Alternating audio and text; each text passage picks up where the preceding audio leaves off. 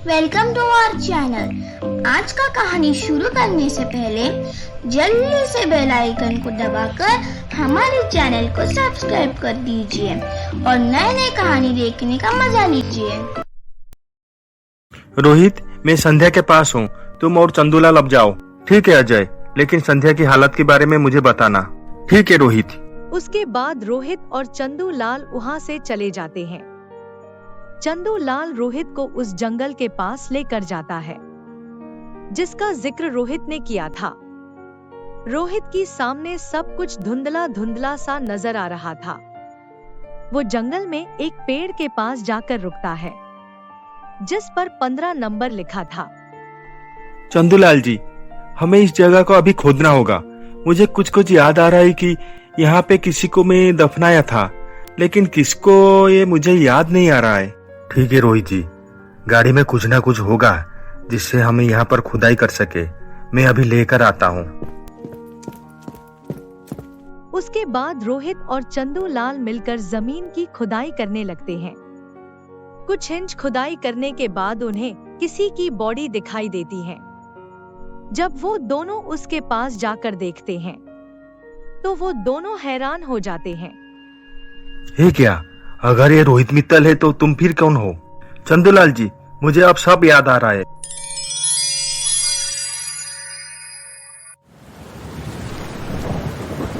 ये बारिश भी ना आज रुकने का नाम नहीं ले रही है। रास्ता भी ठीक से दिखाई नहीं दे रही है। क्या करूं? थोड़ी देर यहाँ पर गाड़ी रोक दूं, बारिश बंद होने के बाद फिर चला जाऊंगा।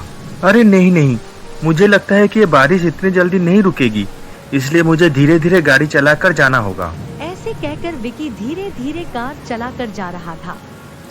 तभी उसने सड़क पर एक लड़की को देखा जो वहाँ पर खड़ी थी।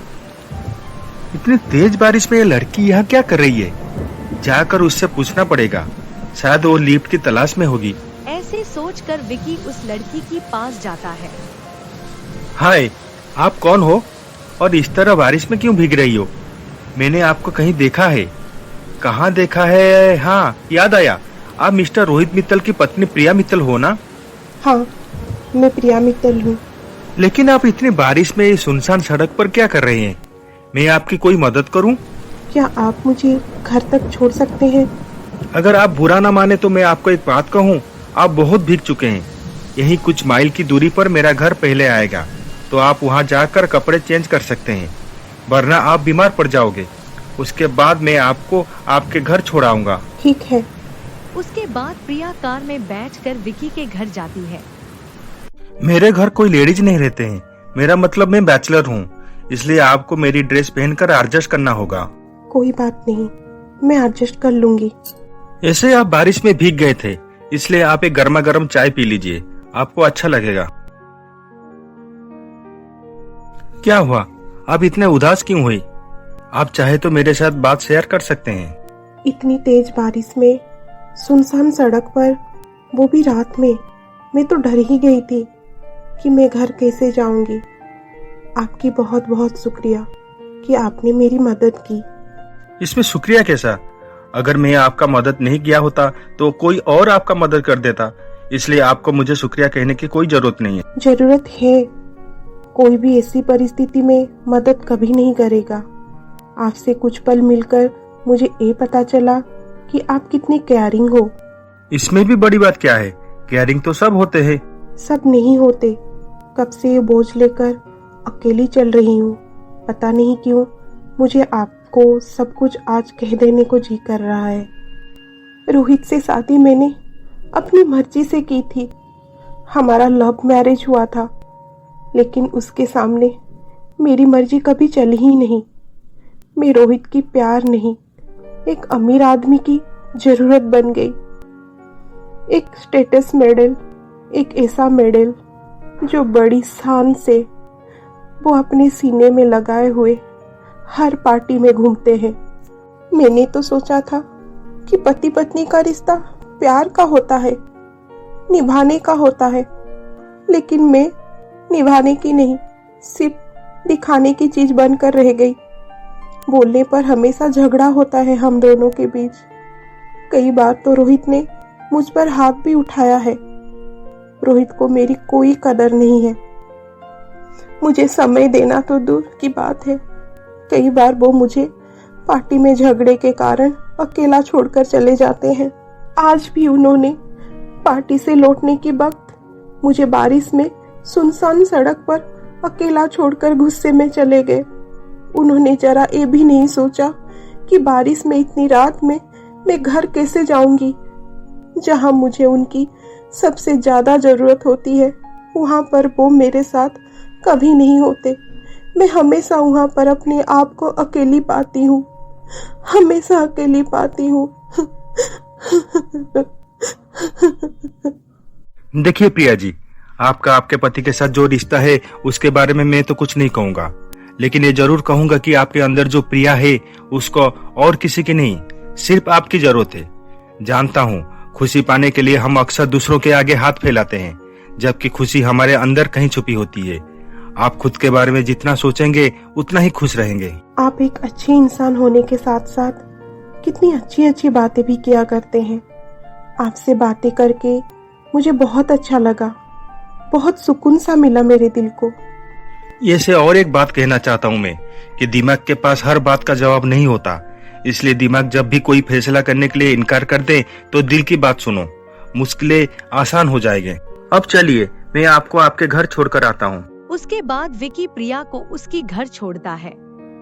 उसके अगले दिन प्रिया, ये किसकी ड्रेस है? मेरी एक फ्रेंड की। कल बारिश में थोड़ा सा भीग गई थी, इसलिए मैं उसके घर गई थी और उसने ही मुझे ये ड्रेस पहनने को दिया था। बारिश में भीग गई थी तो मुझे कॉल कर देती, मैं आ जाता तुम्हें लेने। खैर छोड़ो, तुम ठीक हो ना? हाँ, मैं ठीक हूँ। अच्छा, मैं ऑफिस चलता हूँ, शाम को मिलते हैं।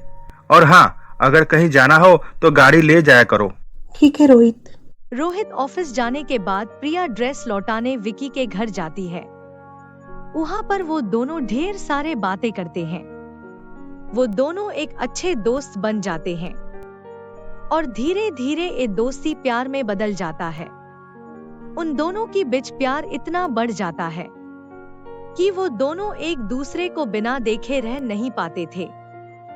एक दिन विकी होटल में रोहित और होटल की ओनर को बात करते हुए सुनता है। आप बेकार में परेशान हो रहे हो सर, 20 दिन में तो इस होटल का हॉल का नक्शा ही बदल देंगे। अगर रोहित मित्तल अपनी बीवी की जन्मदिन यहाँ मनाना चाहते हैं, ये तो हमारे लिए भी ऑनर की बात है, लेकिन ये बात प्रिया को पता नहीं चलनी चाहिए। मैं उसे सरप्राइज देना चाहता हूँ। बिल्कुल पता नहीं चलेगी सर। जितनी बड़ी पार्टी आप दे रहे हैं ये शहर की सबसे बड़ी पार्टी होगी। ऐसे एक बात कहूँ सर, प्रिया जी बहुत लकी है जिनको आपके जैसे बेहद चाहने वाला पति मिला।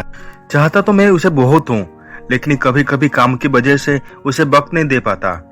उसका मुझे अफसोस है, लेकिन अब मैं उसको पहले की तरह वक्त देना चाहता हूँ ताकि वो पहले जैसे खुश रहे।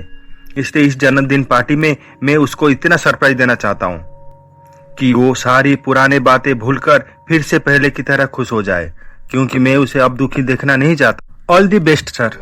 ये बात विकी सुनकर हैरान हो जाता है। विकी, क्या सोच रहे हो? परेशान से लग रहे हो। हम दोनों कहीं कुछ गलत तो नहीं कर रहे? क्या गलत कर रहे हैं हम? यही जो रोज रोज रोहित के पीठ पीछे मिलना, एक दूसरे के करीब आना, एक दूसरे के प्यार में पड़ना। क्या हो गया है तुम्हें अचानक से? क्यों तुम आज ऐसी बहकी बहकी सी बात कर रहे हो विकी? मैंने तो बारिश में भीगी हुई एक लड़की के हाथ थामा था, लेकिन मैं कभी ये नहीं सोचा था कि मैं किसी का घर डुबाने जा रहा हूँ। तुम क्या कहना चाहते हो?